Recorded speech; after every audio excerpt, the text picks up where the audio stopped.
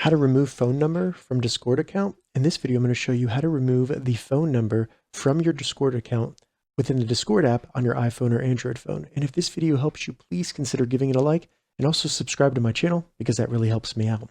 All right, so to get started, the first thing we need to do is open a Discord app on our iPhone or Android phone and then select You in the bottom menu to navigate to your profile. Once you get there, select the gear in the top right to open up the settings. And then all we need to do is simply select Account.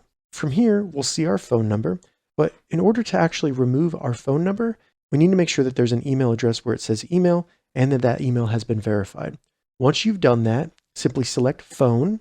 It'll then bring up where you can update your phone number, but you can also just select Remove Phone Number below that. Then just enter your password, select Done, and then as you can see, my phone number has been removed from my Discord account.